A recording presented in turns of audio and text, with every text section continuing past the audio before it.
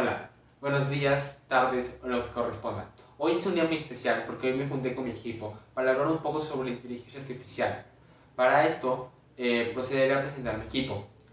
Los integrantes son Christopher Pluma, Diego Reina, Emiliano Ortiz, Jesús Alpachino y su servidor, Adrián Robledo. Y ahora sí, sin más preámbulo, vamos a comenzar con la presentación, cediéndole la palabra a mi compañero Christopher Pluma. Les voy a hablar sobre la inteligencia artificial.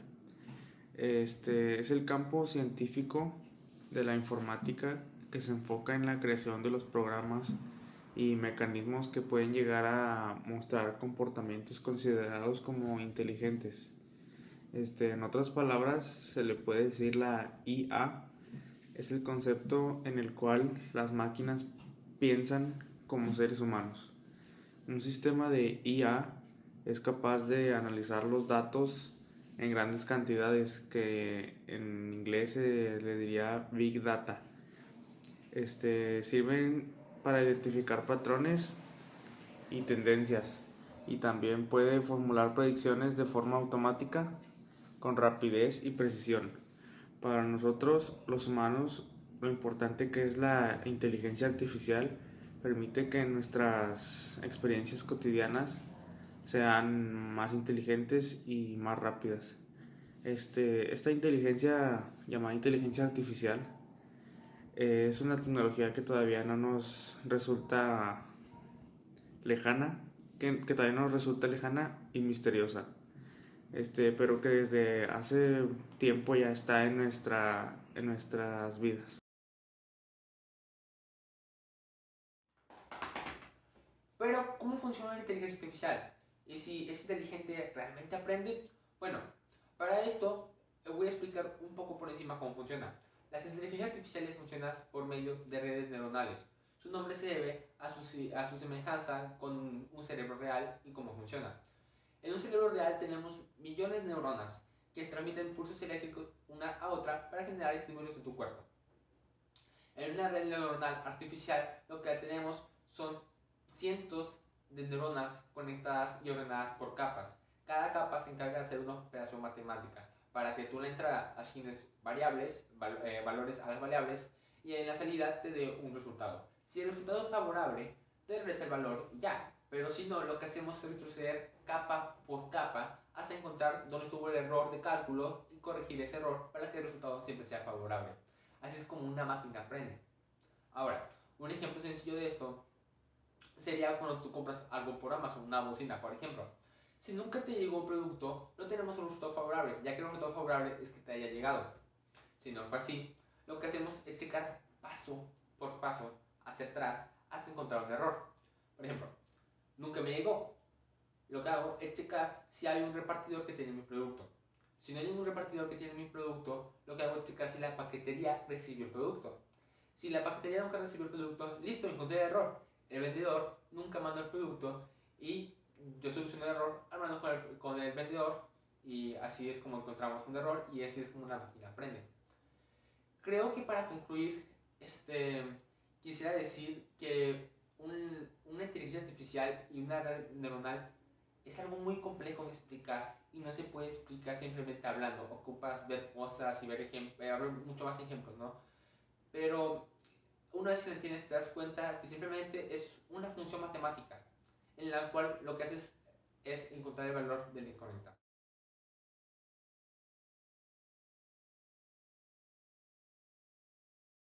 Hola, yo soy Diego Reina y yo les voy a hablar sobre los tipos de inteligencia artificial que existen actualmente. Actualmente la inteligencia artificial se divide en cuatro tipos, los cuales serían las máquinas reactivas, las de memoria limitada, las teoría de la mente y la autoconciencia. Empecemos primero con las máquinas reactivas. Las máquinas reactivas, también siendo las más básicas, son aquellas que solo llevan a cabo un solo tipo de proceso o un solo tipo de tarea, lo cual significa que no almacenan recuerdos, no almacenan datos, no evolucionan, se podría decir que no evolucionan. Ese tipo de máquinas se pueden encontrar dentro de los juegos, por ejemplo, los juegos de ajedrez que se encuentran aquí en las laptops, las cuales solo se encargan de mover un peón arriba del tablero o solo llevar a cabo una jugada. Eh, Como podemos ver, no almacenan ningún tipo de dato, no hacen algún proceso parecido a la de la mente, nada parecido. Em, el siguiente tipo de inteligencia artificial sería las de memoria limitada. Al contrario de la anterior que vimos, este sí almacena datos y sí es capaz de ver al pasado por recuerdos o datos que ahí almacenaron. Con el único inconveniente que solo lo pueden hacer en un cierto periodo de tiempo muy corto, lo cual hace que no sean capaces de concretar una idea completa o no sean capaces de llegar a un nivel en el que ya sean autosuficientes o con una conciencia propia. El siguiente tipo de inteligencia artificial sería los que incorporan lo que es la teoría de la mente. Este tipo de inteligencia artificial es capaz de reconocer o de interactuar, por ejemplo, con un ser humano. Es capaz de procesar el tipo de comportamiento que tiene un ser humano, un objeto, un sistema, etc.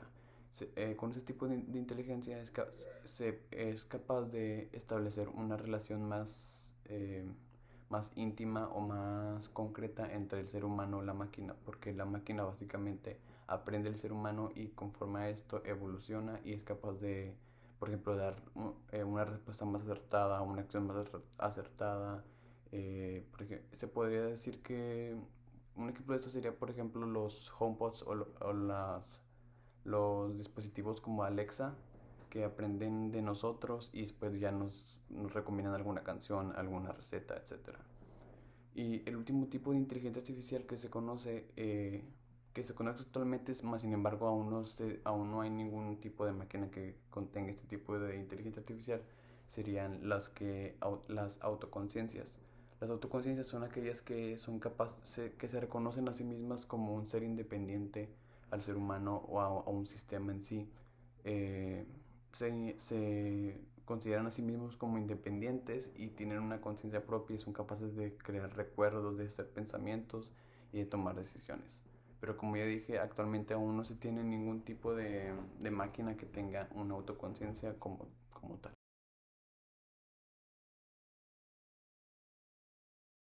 Hoy yo les voy a hablar sobre las aplicaciones de la inteligencia artificial en la actualidad. Y es que los constantes avances tecnológicos nos permiten utilizar estas aplicaciones en beneficio de muchos sectores. Por ejemplo, en salud y biotecnología, la inteligencia artificial está ayudando a médicos y pacientes a tener un diagnóstico más preciso y rápido, como podría ser el ejemplo de detectar cáncer a través de un estudio de sangre. Igualmente, en el ámbito del comercio, las aplicaciones de inteligencia artificial ofrecen pronósticos de ventas y escoger el artículo apropiado para recomendárselo a un cliente en concreto, como por ejemplo lo que utiliza Amazon para identificar si un producto tendría éxito o no. Igual, en servicios financieros, las tecnologías inteligentes pueden dar a conocer a las organizaciones financieras los riesgos que un cliente puede suponer, predecir patrones del mercado y recomendar operaciones, todo de manera automática para obtener respuestas y estudios detallados para ayudar con el trabajo de los empleados. Como sabemos, la inteligencia artificial es parte de la cuarta revolución industrial y traerá algunas ventajas y desventajas. Estas tecnologías podrían elevar la creatividad de las personas, ya que las máquinas se encargarían de realizar todas las tareas que son rutinarias y repetitivas, así haciendo que los procesos de una industria sean más precisos y eficaces.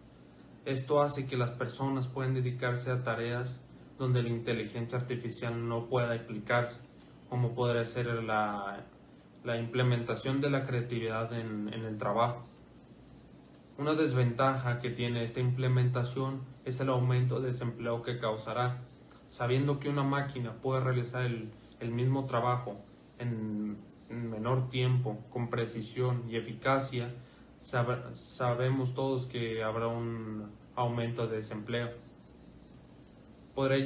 Estas tecnologías podrán llegar a ser peligrosas, ya que es una máquina que solo posee inteligencia y no cuenta con moral ni sentimientos.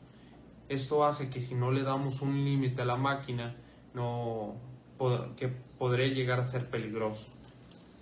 En Latinoamérica estas tecnologías tienen un costo muy elevado y aún se tienen muchas dudas sobre su implementación en la industria, ya que las consideran no éticas y tienen mucho en cuenta la tasa de desempleos que causará. Gracias.